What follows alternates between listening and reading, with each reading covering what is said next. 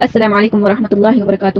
امید کرتی ہوں سبھی ساتھی خیر عافیت کے ساتھ ہوں گے. چلیے سبھی ساتھی اللہ رب العزت کی جانب متوجہ ہو جائیں. قلبی طور سے اور اللہ سے کو مانگ کر بیٹھیں. خوب اچھی اچھی نیتیں لے کر بیٹھیں. اللہ کے ذات کی نیت سے بیٹھیں. اللہ کو پانے کی نیت سے بیٹھیں. تو بیرق ہو کر باوضو ہو کر تحیات کی حالت میں بیٹھیں. اچھے سے سر ڈھا کر اور اپنے گناہوں پر بہت ہی نادم ہو کر استغفار کریں اور نبی پاک صلی اللہ علیہ وسلم پر بہت ہی عظمت کے ساتھ بہت ہی محبت کے ساتھ پیارا سا درود پڑھیں. ساتھیوں چلیے استغفار کر لیجیے اور درود شریف پڑھ لیجیے. جی ساتھیوں الحمدللہ آج سے ہم 6 گناہگار عورتوں کا ٹاپک سٹارٹ کرتے ہیں. ٹھیک ہے چلیے اسٹارٹ کرتے ہیں. نحمدہ ونصلی علی رسولہ الکریم اما بعد فاعوذ باللہ من الشیطان الرجیم بسم اللہ الرحمن الرحیم.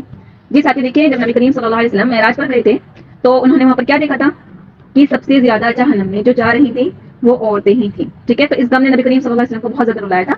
تو دیکھیں یہ حدیث بہت اہم باتوں پر مشتمل ہے.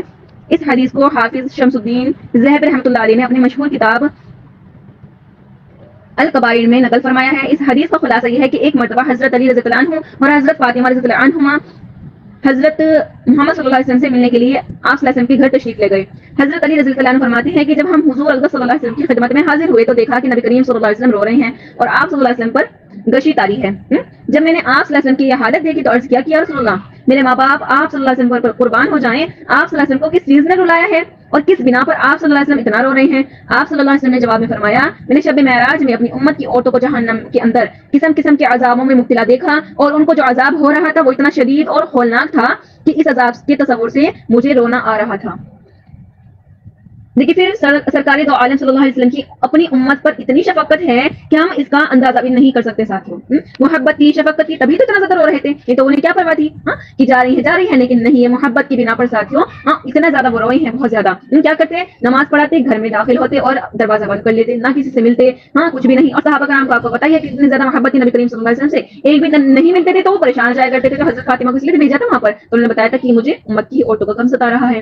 مثلا ایک انتہائی مہربان اور شفیق ماں جو اپنی اولاد پر جان قربان کر دینے والی ہو اگر وہ اپنی اولاد کو جیل کے اندر سخت قسم کی سزائیں سہتے ہوئے دیکھے تو یقیناً اس ماں کا کلیجہ منہ کو آ جائے گا. ساتھی آ جائے گا نا. اور ان سزا کو دیکھ کر وہ ماں باپ یقیناً رو پڑیں گے. اور حضور صلی اللہ علیہ وسلم کی شفقت اور محبت تو ساری دنیا کی ماؤں سے کہیں زیادہ بڑھ کر ہے. آپ سبھی کو پتہ ہے الحمدللہ. اس لیے آپ صلی اللہ علیہ وسلم نے فرمایا کہ میں نے اپنی امت کی عورتوں کو جب ہولناک عذاب میں مبتلا پایا اس کی وجہ سے مجھے رونا آ رہا ہے کہ میری امت کی عورتوں پر اس طرح کا ہولناک عذاب ہوگا.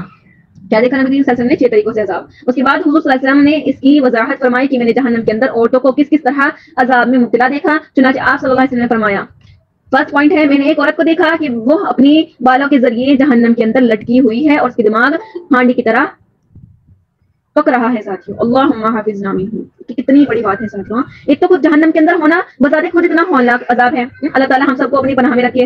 اور پھر بالوں کے بل لٹکانا یہ انتہائی تکلیف دہ سزا ہے. اور پھر دماغ کا پکنا یہ تیسری سزا ہے. پھر فرمایا کہ میں نے دوسری عورت کو جہنم میں اس طرح دیکھا کہ وہ زبان کے بل لٹکی ہوئی ہے. اللہم حافظنا منہ. اب آپ اندازہ کریں نا ساتھیوں کہ کسی کی زبان کھینچ کر اور نکال کر اس کے ذریعے اس کے پورے جسم کو لٹکایا جائے اس میں کتنی سخت تکلیف ہے. اگر صرف ایک ہاتھ کے ذریعے بھی کسی کو لٹکایا جائے تو وہی اس کے لیے موت سے بدتر ہے. زبان تو بہت نازک چیز ہے پھر بھی. تو تیسری چیز کیا؟ تیسری عورت کو میں نے دیکھا کہ وہ چھاتیوں کے بل جہنم میں لٹکی ہوئی ہے. چوتھی عورت کو میں نے دیکھا اس طرح کہ اس کے دونوں پیر سینے سے بندھے ہوئے ہیں اور اس کے دونوں ہاتھ پیشانی سے بندھے ہوئے ہیں. اللہم حافظنا منہ. ساتھیوں پانچویں عورت کو میں نے دیکھا میں نے اس حالت میں دیکھا کہ اس کا چہرہ خنزیر کی طرح ہے اور باقی جسم گدھے کی طرح ہے مگر حقیقت میں وہ عورت ہے اور سانپ بچھو اس کو لپٹے ہوئے ہیں. چھٹی عورت کو میں نے اس حالت میں دیکھا کہ وہ کتے کی شکل میں ہے اور اس کے منہ کے راستے سے جہنم کی آگ داخل ہو رہی ہے اور پاخانے کے راستے سے نکل رہی ہے اور عذاب دینے والے فرشتے جہنم کی گرد اس کو مار رہے ہیں. اس طرح اچھی عورتوں کو ہونے والے عذاب کی تفصیل حضور صلی اللہ علیہ وسلم نے بیان فرمائی ہے. اب دیکھیے جو پہلے عورت تھی نا پہلے عورت کے عذاب کا سبب کیا تھا؟ بے پردگی. ساتھی کیا تھا کہ بالوں کے ذریعے جہنم میں لٹکی ہوئی تھی اور اس کا دماغ ہانڈی کی طرح پک رہا تھا. تو وہ کس لیے تھا؟ وہ بے پردگی. اس کے بعد حضرت فاطمہ رضی اللہ عنہا نے عرض کیا کہ ابا جان ان عورتوں پر یہ عذاب اس کے کون سے اعمال کی وجہ سے ہو رہا تھا؟ ان کے کون سے ایسے اعمال تھے جن کی وجہ سے آپ صلی اللہ علیہ وسلم نے ان کو ہولناک اور دردناک عذاب میں مبتلا دیکھا؟ اس کے جواب میں حضور صلی اللہ علیہ وسلم نے ارشاد فرمایا کہ جس عورت کو میں نے سر کے بالوں کے ذریعے جہنم میں لٹکا ہوا دیکھا اور اس کا دماغ ہانڈی کی طرح پک رہا تھا اس کو یہ عذاب گھر سے باہر ننگے سر جانے کی وجہ سے ہو رہا تھا. اور وہ عورت نامحرم مردوں سے اپنے سر کے بال نہیں چھپاتی تھی. اللہم حافظنا منہ. ساتھ دیکھیے کتنا زیادہ خطرناک چیز ہے یہ کہ سر کے بالوں سے لٹکے ہوئے اور ہانڈی کی طرح اس کا سر پک رہا ہے. ساتھیوں ہو جائے گا برداشت؟ ہم کہتے ہیں کہ ہمیں تو بھائی رکھا ہی نہیں جاتا سر پہ دوپٹہ گھبراہٹ سی ہوتی ہے گرمی لگتی ہے اس لیے گلے میں ہی کر لیتے ہیں اس کو. تو یہاں کی مشقت تھوڑی سی ہے ساتھیوں. وہاں کی مشقت بہت خطرناک ہے اور کوئی بچانے والا نہیں ہے. تو یہ ہے کہ بس انشاءاللہ تعالی ہم ان چیزوں سے بچیں. بہت زیادہ مقصد یہی ہے مقصد یہی ہے کہ ہم انشاءاللہ تعالیٰ مکمل پردہ کریں، اور انشاءاللہ آپ سب کریں گے انشاءاللہ. اللہ کی ذات سے پوری امید ہے کہ جو ہم میں سب میں جو نقص ہے انشاءاللہ وہ نکل جائیں گے اس کو سننے کے بعد، کیونکہ بہت زیادہ یہ خطرناک ہے ساتھیوں، کیونکہ ہمیں نہیں بالکل بھی ہے کہ ہم وہاں کے عذاب کو چکھ سکیں گے، برداشت کر سکیں گے، نہیں بالکل. اب دیکھیے، اب اگر ہم اپنے گرد و پیش کا جائزہ لیں تو ہمیں آج یہ گناہ عام ہوتا ہوا نظر آتا ہے ساتھیوں. ہر کوئی آج کل ایسے دکھنے والا ہے، بہت کم رہ گئی ہیں گنی چنی بندیاں ہیں جو برقع تو لیتی ہیں، عبایت تو لیتی ہیں، لیکن پھر بھی بال چوٹی نظر آ رہی ہوتی ہے، ایسا کچھ ہوتا ہے. حالانکہ خواتین کے لیے حکم یہ ہے کہ سر کے بال ان کے سطر کا حصہ ہے، کیونکہ عورت کا پورا جسم سر سے پاؤں تک سوائے چہرے کے اور سوائے دونوں ہتھیلیوں کے اور دونوں پیروں کے پورا جسم سطر ہے. اس کو نماز میں چھپانا فرض ہے، کیونکہ اگر نماز میں کم از کم چوتھائی سر کے بال کھل جائیں اور اتنی دیر کھلے رہے جتنی دیر میں 3 مرتبہ سبحان اللہ پڑھ لیا جائے تو نماز نہیں ہوگی. ساتھیوں، اس چیز کا بہت خیال رکھا جائے. یا اگر کسی عورت نے سر پر باریک دوپٹہ اوڑھ لیا جس میں سر کے بال چھلک رہے ہوں تو ایسے دوپٹے میں بھی نماز نہیں ہوگی، کیونکہ سطر چھپانے کی شرط پوری نہیں ہوئی. بعض خواتین باریک دوپٹے میں نماز پڑھ لیتی ہیں یا اس دوپٹے کو دوہرا کر لیتی ہیں، حالانکہ دوہرا کرنے کے بعد بھی بال نظر آ رہے ہوتے ہیں. ساتھیوں، جو شیفون کے دوپٹے آتے ہیں نا وہ نہیں پہن کر کیا ہے نماز پڑھنی چاہیے. کاٹن کے دوپٹے بھی بعض ایسے ہوتے ہیں بہت زیادہ ہلکے ہوتے ہیں تو ان کو بھی نہیں، تھوڑا موٹا ہی ہونا چاہیے. یا بعضوں کا دوپٹہ اتنا موٹا ہوتا ہے کہ اندر سے چٹیاں باہر نکلی ہوئی ہوتی ہیں، وہ دوپٹے کے اندر نہیں چپتی. یا بعض خواتین کی آستین اتنی چھوٹی ہوتی ہے کہ دوپٹہ پہننے کے باوجود ان کے بازو گٹوں تک نہیں چپتے. اور مسئلہ یہ ہے کہ اگر چوتھائی سر کے بال کھل جائیں یا چوتھائی کلائی کھل جائے یا چوتھائی پنڈلی کھل جائے اور 3 مرتبہ تسبیح پڑھنے کے برابر کھلی رہے تو نماز نہ ہوگی. اور چہرہ، دونوں ہتھیلیوں اور دونوں پیر اور باقی سارا جسم نامحرم مردوں سے چھپانا ضروری ہے. ساتھیوں، یہ پردے کا حکم ہے. ٹھیک ہے، اب دیکھیے پردہ اور سطر میں فرق کیا ہے. پردے کا حکم الگ ہے ساتھیوں اور سطر کا حکم الگ ہے. پردے کے حکم میں سر سے پاؤں تک پورا جسم داخل ہے. ٹھیک ہے، پردے کے حکم میں سر سے پاؤں تک پورا جسم داخل ہے، جس کو نامحرم مردوں سے چھپانا گھر میں بھی ضروری ہے اور باہر اور گھر سے باہر بھی ضروری ہے. لہٰذا گھر میں اور گھر کے باہر نامحرم مردوں کے سامنے سر کے بال کھول کر آنا گناہ ہے، اور یہ اس کا عذاب ہے جو آپ نے اوپر سنا. بعض پردہ دار خواتین گھر کے باہر تو سر اور چہرہ چھپانے کا اہتمام کر لیتی ہیں، لیکن گھر میں جو نامحرم مرد یا قریبی نامحرم رشتہ دار ہے ان سے وہ خواتین پردہ کرنے کا اہتمام نہیں کرتی. باہر جا رہی ہیں تو گلوز بھی پہن لیتے ہیں، ساکس بھی پہن لیتے ہیں، اچھے سے چھپ جاتے ہیں، لیکن گھر میں نہیں ہے.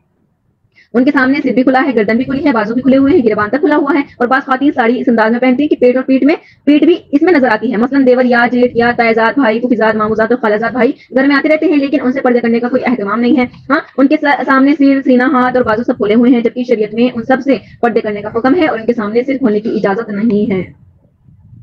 اب دیکھیے گھر کے اندر رہنے والے نامحرم مردوں سے پردے کا طریقہ.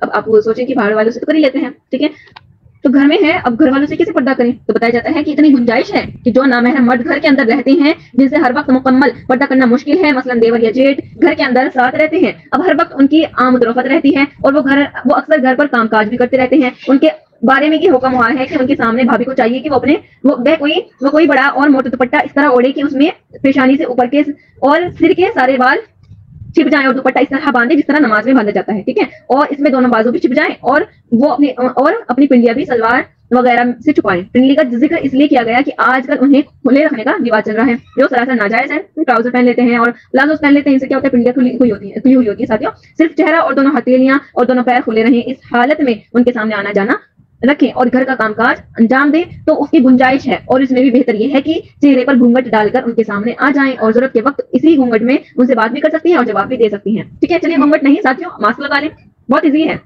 اچھے سے آپ نے دوپٹہ پہن لیا نا، آپ کی بازو نہیں نظر آ رہی ہے، ٹھیک ہے، اور آپ کی اچھے سے آپ نے نیچے سلوار کی ہوئی اپنی جو بھی پہنا نیچے کیا ہوا ہے اور کیا کریں فیس نظر آ رہا ہے نا تو آپ کیا کریں فیس پر ماسک لگا لیں. بہت زیادہ ایزی ہے. گھونگھٹ میں تھوڑا مشقت رہے گی لیکن ماسک میں بالکل بھی مشقت نہیں رہے گی.